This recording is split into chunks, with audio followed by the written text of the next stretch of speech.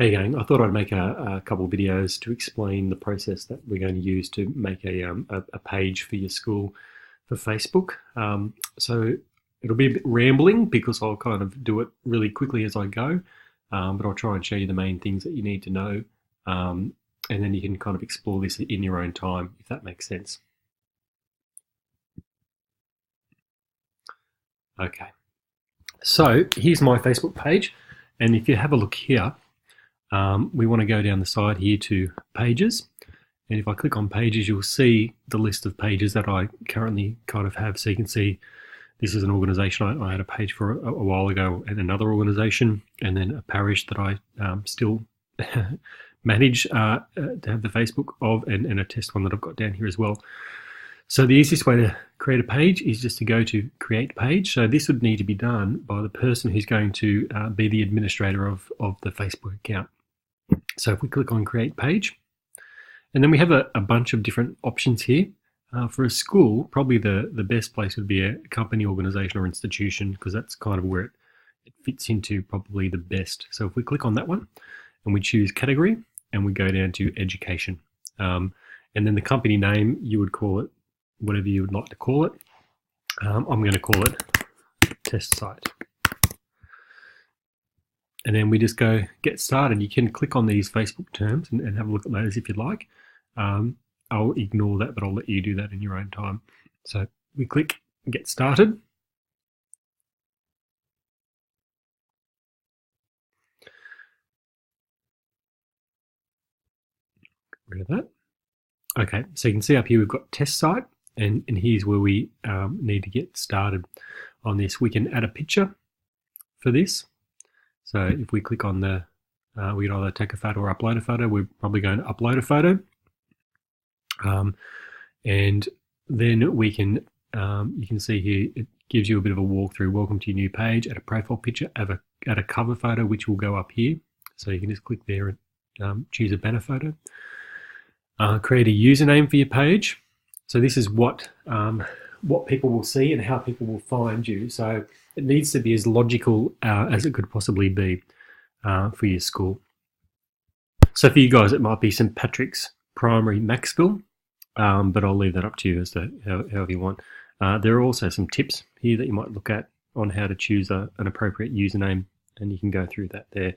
So you can only have one username for your page, so it has to be about the site, not about the person running the site, and it can't be something that's already being used, so it needs to be quite specific to who you are. No commas, etc., and no punctuation.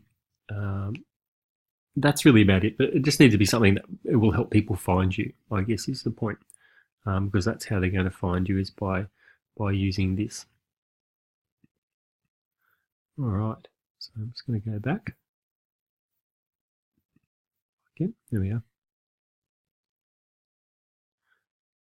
Okay, so once we've got our cover photo, our description, and have created a username, I'm going to create one here. I'm just going to call it test site. And you see that's already been taken. Bloody people have done this as well, so we'll try a bunch more, and that seems like it's okay. So I'm going to create that.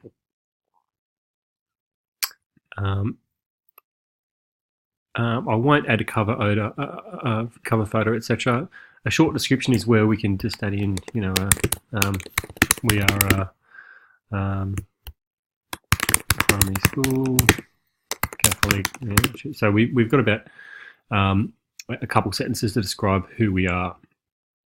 Now, because as soon as I do this and start setting this page up, what that means is this page is actually now live on Facebook, and I don't really want it to be.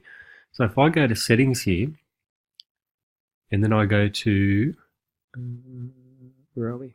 Okay, general, which I'm in. So these are all the subheadings here down the side here, but I'm in general over here. And we can see how it says here page visibility. It says page published. So I want to edit that. So I don't want it to be published right now because I just want to muck around with it. And you can do this as well for your page. You can just leave it unpublished until you're ready to publish it manually. So I'll click on Save Changes, and I'll want to know why. So for them, I just want them to know that the page isn't finished yet, or there are all these other options as well. You can delete the page as well. So what have we got here?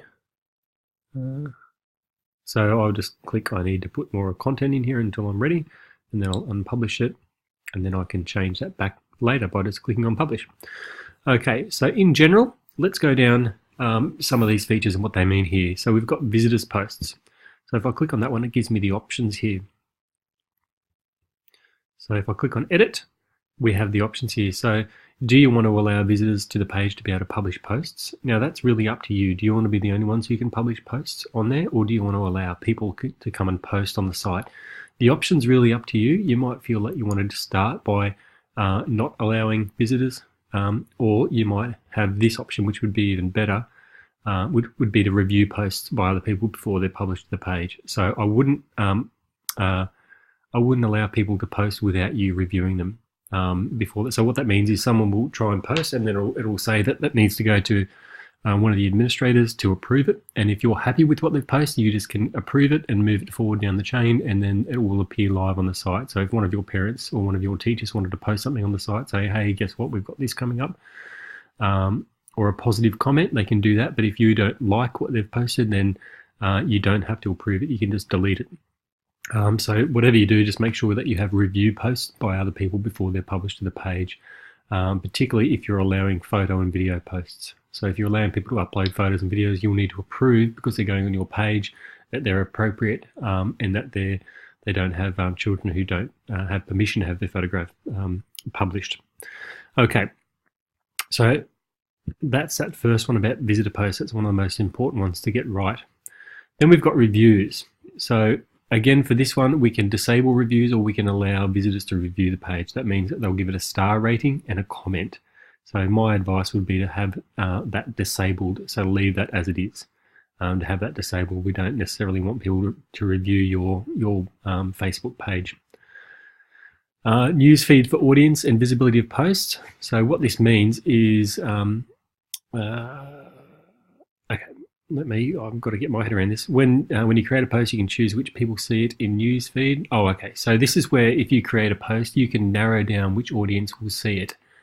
So this is where you can kind of get into the demographics. So people age between a certain range, certain genders, people in a certain physical location. You don't really need to do that for this page, because your audience is your family members of the children in your school. Messages. So at the moment, people can contact you privately. So you can leave a message button there, so people can message you through the school message page. I can't really see any harm in leaving that there, unless you don't want to be contacted by that means. They don't appear publicly. They just go to the administrators of the site. So you can either choose to allow that or not allow that. It depends on what you want. You might just want to have contact us through the school email address if you want that, and then untick that.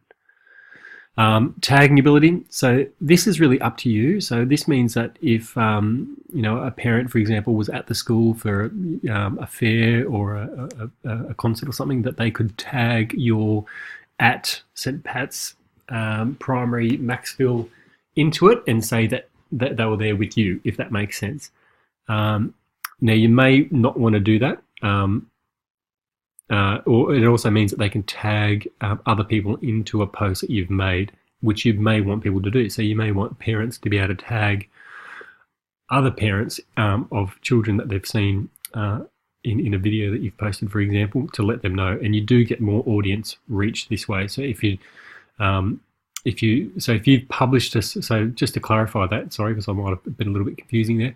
If you've published something on the site, this is what this one is. If you've published a video or an image or just a post, then what that means is underneath, people can then put at Kurt Challinor, and then I'll be tagged in that as well. So that just lets people know that I'm in that, or you might like to see that post as well.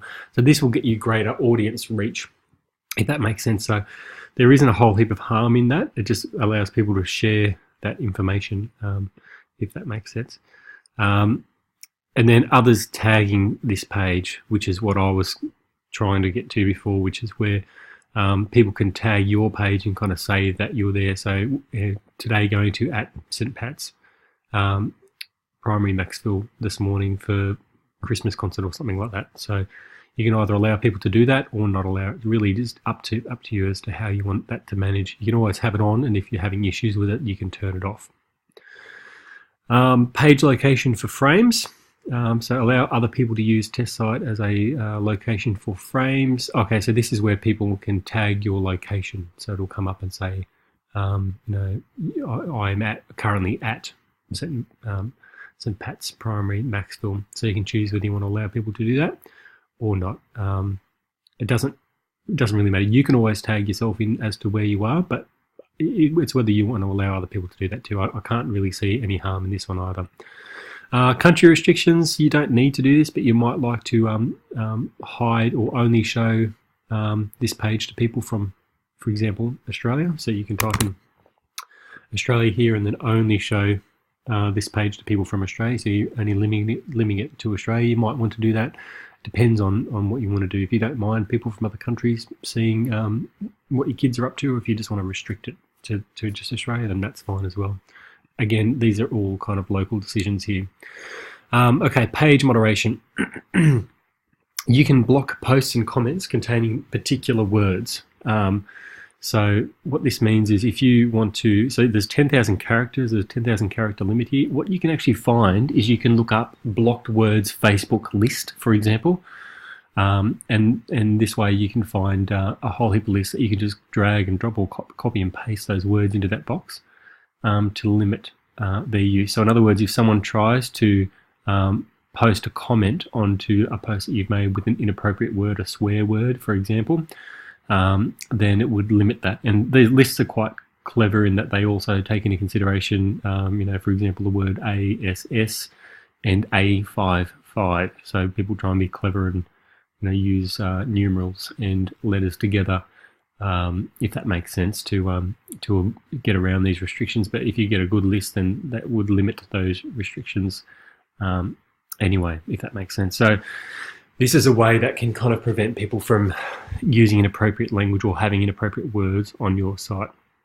So worth having a look at.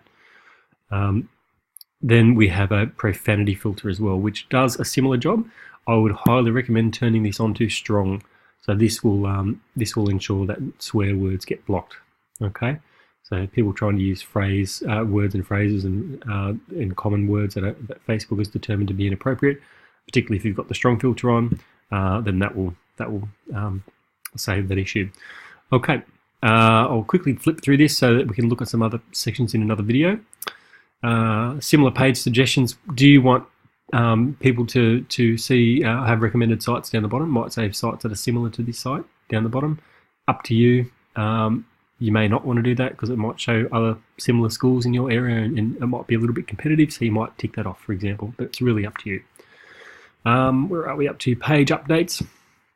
So automatic published posts when information is updated on this page. So in other words, if you update something on the page, like a new cover photo or a new header photo, then I'll put a post out saying the page has been updated. Really neither here nor there, doesn't matter much. Post in multiple languages. So you can write posts in other languages. It's really not going to be an issue for you guys, I wouldn't think. Again, it'll translate different languages automatically if it's available. Again, I don't think it matters too much. You can rank comments by most relevant, or just by timeline. It really, again, is up to you. Doesn't really make that much difference. Content distribution. I would click that on. So that what this is videos uploaded to Facebook may generally be available to download on Facebook in some countries. If you pick prohibit download to Facebook, videos uploaded by you will not be made available to download on Facebook. So I would click that just so people can't download your videos to their own device, just to protect the children, even though the children that are posted on this should only be children that are allowed to be posted. Again, cancel that. Cancel. Download page. So you can download a whole copy of the page if you want at this point. You don't need to do it. There's no rule changes that you're making there. If you happen to make 2 pages, you can duplicate them there, or you can remove page and delete your page on this side here. So there's basically a rundown of how to start it and what the general section means, and then I'll do another quick video to try and show you some of these features down the side here. Okay.